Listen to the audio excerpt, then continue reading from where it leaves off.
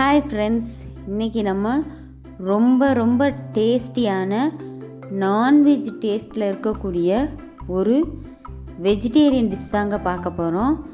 ஆமாம், இது மஷ்ரூம் சுக்காங்க. இதை நீங்கள் மஷ்ரூம்னு சொன்னாதாங்க மற்றவங்களுக்கு தெரியும்.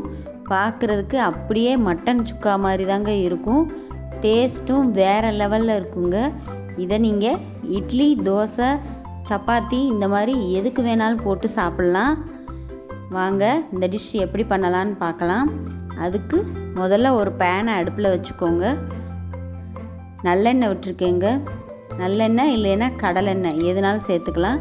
இன்றைக்கி நான் நல்லெண்ணெய் சேர்த்துருக்கேன். நல்லெண்ணெய் காஞ்ச உடனேயுமே ஒரு பிரிஞ்சி இலை, 1 டீஸ்பூன் சோம்பு, 1 துண்டு பட்டை, இந்த 3 பொரிய விட்டுருக்கேங்க. இந்த 3 பொரிஞ்ச உடனேயுமே 2 பல்லாரி, குட்டி பல்லாரி பொடுசாக கட் பண்ணி வச்சுருக்கேன். அதையும் இதோட ஆட் பண்ணிக்கலாம். வெங்காயம் சின்ன வெங்காயமாக இருந்தால் இன்னும் ரொம்பவே டேஸ்ட்டாக இருக்குங்க. இன்றைக்கி நான் பல்லாரி தான் ஆட் பண்ணியிருக்கேன். இதுவுமே நல்லா டேஸ்ட்டாக தான் இருக்கும். 1 டீஸ்பூன் இஞ்சி பூண்டு பேஸ்ட்டு சேர்த்துருக்கேங்க. வெங்காயத்தோடையே சேர்த்து இஞ்சி பூண்டு வாசம் போகிற வரையும் வதக்கிட்டு 2 குட்டி தக்காளி கட் பண்ணி வச்சுருக்கேன். பொடுசாக கட் பண்ணியிருக்கோங்க. அப்போ தான் நல்லா கரையும். வெங்காயம், தக்காளி, இஞ்சி பூண்டு பேஸ்ட் இது எல்லாம் சேர்ந்து நல்லா குழஞ்சி வரணுங்க. அந்த அளவுக்கு நம்ம இப்போ வதக்கிக்கலாம். இந்த பக்கம் 1 ஸ்பூன் மிளகு, 1 ஸ்பூன் சீரகம், 1 ஸ்பூன் சோம்பு இதை நம்ம ட்ரையாக வறுத்து பவுட்ரு பண்ணி வச்சுருக்கேங்க. அந்த பக்கம் அதே மாதிரி இந்த பக்கத்தில் வெங்காயம் தக்காளி வதங்கவுமே அதோட 1 ஸ்பூன் தனி மிளகாய்த்தூள், 1/4 ஸ்பூன் மஞ்சத்தூள் இதை ஆட் பண்ணி நல்லா வதக்கிக்கலாம். கட் பண்ணி வச்ச மஷ்ரூமையும் இதோட சேர்த்துருக்கேங்க. மஷ்ரூமை தண்ணி எதுவும் ஊற்றாமலே அப்படி ட்ரையாக வதக்கணும். மஷ்ரூம்லேருந்தே தண்ணி வந்துருங்க. தேவையான அளவு உப்பு போட்டுக்கலாம். இந்த ஸ்டேஜில் உப்பு போட்டு நல்லா மூடி வைப்போம். காளான் சீக்கிரமே வெந்துருங்க. காளானில் இருக்கிற தண்ணியே போதுங்க, காளான் வெந்துடும். மேக்ஸிமம் 5 நிமிஷத்துலேருந்து 7 நிமிஷத்துக்குள்ளே காளான் நல்லா வெந்து வந்துருங்க. இப்போ தண்ணி எதுவுமே நம்ம சேர்க்காம அப்பப்போ கிளறி விட்டுக்கிட்டே இருக்கணுங்க. அந்த தண்ணியெல்லாம் மறுபடியும் ட்ரை ஆகுங்க. காளானும் சூப்பராகவே வெந்து வந்துடும்.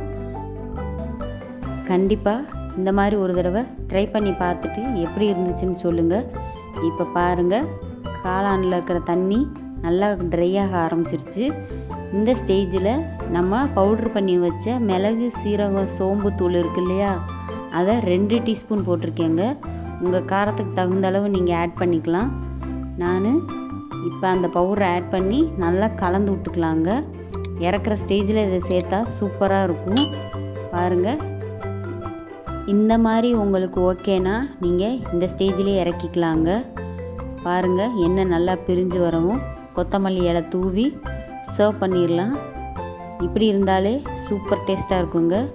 அப்படியே மட்டன் சாப்பிட்ற டேஸ்ட்லேயே இருக்குங்க. மட்டன் சுக்கா டேஸ்ட்டில் இருக்கும். நீங்கள் கண்டிப்பாக ஒரு தடவை இந்த மாதிரி ட்ரை பண்ணி பாருங்கள். பார்க்கவே எவ்வளோ சூப்பராக இருக்குது பாருங்கள். வாரம் ஒரு தடவையாவது குழந்தைங்களுக்கு இந்த மாதிரி நம்ம செஞ்சு கொடுக்கலாம். சப்பாத்தி, தோசை, சுட சுட சாதம் இந்த மாதிரி எல்லாத்துக்குமே பக்காவான சைடிஷாக இருக்குங்க. சாம்பார் சாதம் இல்லைன்னா ரசம் சாதம் வச்சுட்டு கூட இந்த மாதிரி நம்ம பெப்பர் தூவி விட்டு தூக்கலாக சாப்பிட்டோம்னா மழைக்கெலாம் அட்டகாசமாக இருக்கும். இன்றைக்கி நாங்கள் சாதத்தோடையும் சாப்பிட போகிறோம், தோசையோடையும் குழந்தைங்களுக்கு கொடுக்க போகிறேங்க. பாருங்கள், இதை பார்த்தா மஷ்ரூம்னே யாருமே சொல்ல மாட்டாங்க. அப்படியே மட்டன் சுக்கா மாதிரியே இருக்குங்க. இந்த மாதிரி நீங்களும் ஒரு தடவை ட்ரை பண்ணி பாருங்கள்.